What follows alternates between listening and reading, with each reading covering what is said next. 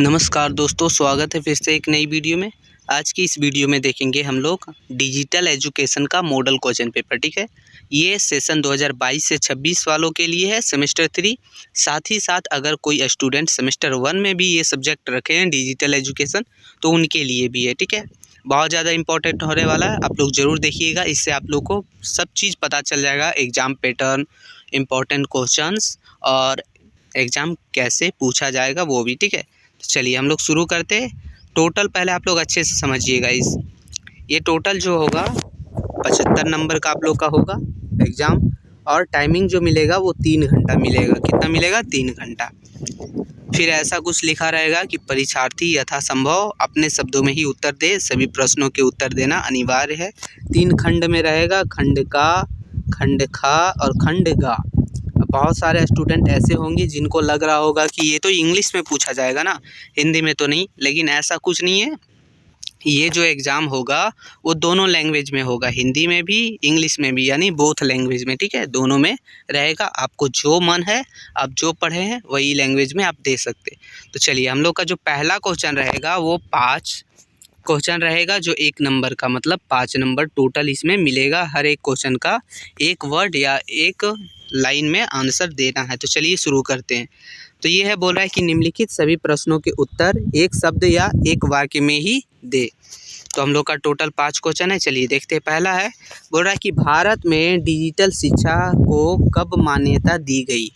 पहला क्वेश्चन है। ठीक है, बहुत ज़्यादा इंपॉर्टेंट है। पहले आप लोग क्वेश्चन देखिए। ठीक है, और आप लोग कमेंट करके बताइएगा। अगर आपको इसका आंसर भी चाहिए तो आंसर का भी वीडियो बहुत जल्दी आ जाएगा। बस आप लोग कमेंट कीजिएगा और थोड़ा सा शेयर कर दीजिएगा अपने सारे दोस्तों के साथ। दूसरा क्वेश्चन है, बोला है डिजिटल उपकरण का एक उदाहरण दे।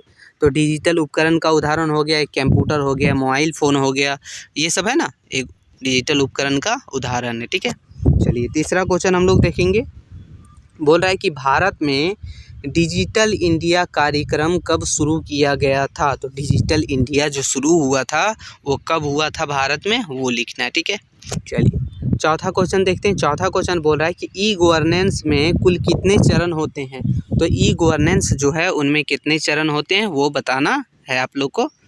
चलिए पाँचवा क्वेश्चन देखते हैं। बोल रहा है पाँचवा क्वेश्चन कि ई गवर्नेंस में G2C का फुल फॉर्म क्या होता है। तो G2C का फुल फॉर्म होता है, ये आप लोग को बताना है। ठीक है, तो ये होता है गवर्नमेंट टू सिटीजन।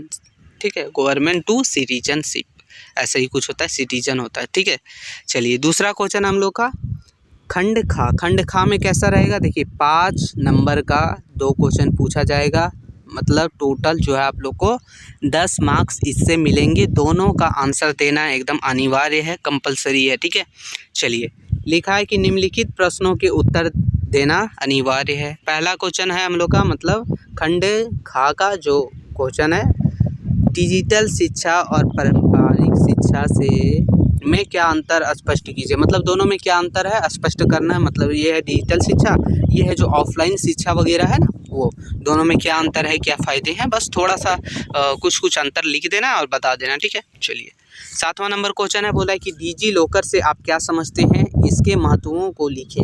तो डिजी लॉकर तो आप लोग को पता है, एक एप्लीकेशन है, उसका महत्व क्या है, डिजी लॉकर क्या है, क्या समझते हैं, इसके बारे में आपको पूरे विस्तार से लिख देना है। चलिए अब चलेंगे हम लोग खंडगा। तो खंडगा साथियों, इसमें टोटल जो आप लोग को एक क्वेश्चन का जो है 15 मार्क्स मिलेगा, और टोटल क्वेश्चन पूछे जाएंगे 7।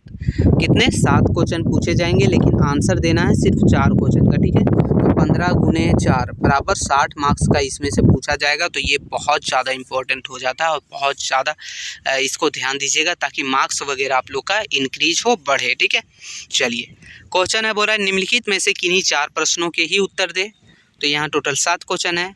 पहला 8वां नंबर क्वेश्चन है, बोला है कि डिजिटल शिक्षा से आप क्या समझते हैं, यह किस प्रकार शिक्षा के क्षेत्र में प्रमुख भूमिका निभा सकता है। तो ये बहुत ज़्यादा इंपॉर्टेंट है। ठीक है, चलिए आगे 9वां नंबर क्वेश्चन बोल रहा है कि भारत में डिजिटल शिक्षा के महत्व और हानि पर प्रकाश डाले। तो भारत में जो है डिजिटल शिक्षा का क्या महत्व है और क्या नुकसान भी है, दोनों को एक एक करके विस्तार से पूरे अपने लैंग्वेज में लिखना। ठीक है, अपने भाषा में लिखना। चलिए आगे 10वां नंबर क्वेश्चन बोल रहा है कि भारत सरकार द्वारा डिजिटल शिक्षा के क्षेत्रों में विभिन्न प्रयासों का वर्णन करें। मतलब भारत सरकार जो है डिजिटल शिक्षा को बढ़ावा देने के लिए या तो फिर उसको मतलब बढ़ावा देने के लिए क्या क्या प्रयास किया है उसके बारे में पूरे एक एक तरीका को योजना अगर कोई चालू किया है तो उस योजनाओं के बारे में एक एक करके विस्तार से लिखना है। आगे क्वेश्चन है हम लोग का 11वां नंबर, बोला है कि डिजिटल प्रौद्योगिकी की भूमिका और महत्व पर प्रकाश डालें। चलिए आप चलेंगे हम लोग 12वां नंबर क्वेश्चन की तरफ। तो 12वां नंबर क्वेश्चन है, बोला है कि डिजिटल प्रणाली के अर्थ और विकास को विस्तार से चर्चा करें। तो डिजिटल प्रणाली का जो अर्थ है और उसका क्या विकास के बारे में एक एक करके आस्ते से लिखना है। 13 नंबर क्वेश्चन की ओर देखेंगे दोस्तों। तो 13 नंबर क्वेश्चन है, बोला है कि भारत में ई गवर्नेंस का महत्व और इसके प्रकार को विस्तार से बताया। मतलब भारत में ई गवर्नेंस जो है उसका क्या महत्व है और ई गवर्नेंस जो है उसका कितने प्रकार के होते हैं उनके पूरे डिटेल में एक एक करके विस्तार से उदाहरण देते हुए लिख देना है। आगे हम लोग देखेंगे 14 नंबर क्वेश्चन और ये हम लोग का लास्ट क्वेश्चन है। बोल रहा है कि झारखंड में ई गवर्नेंस के महत्व पर विस्तार से टिप्पणी लिखे। झारखंड में एग्जाम हो रहा है तो ये क्वेश्चन भी पूछे जा सकते हैं। मतलब ये दोनों में से एक क्वेश्चन पूछने का चांसेस बढ़ जाता है, ठीक है। तो आप लोग इसे ज़रूर देख लीजिएगा। अब ये डिजिटल एजुकेशन का था, और भी कोई सब्जेक्ट का चाहिए, एक सब्जेक्ट का एमडीसी, मेजर, एईसी, जो भी सब्जेक्ट का चाहिए आप लोग कमेंट करके ज़रूर बताइएगा। उसका इम्पॉर्टेंट क्वेश्चन, उसका मॉडल क्वेश्चन पेपर, उसका आंसर, क्वेश्चन का आंसर, हर एक चीज़ मिलेगा, ठीक है। आपको सिर्फ कमेंट करना है और थोड़ा सा वीडियो पे सपोर्ट बनाए रखना है ताकि हम भी आगे बढ़ते रहें, ठीक है।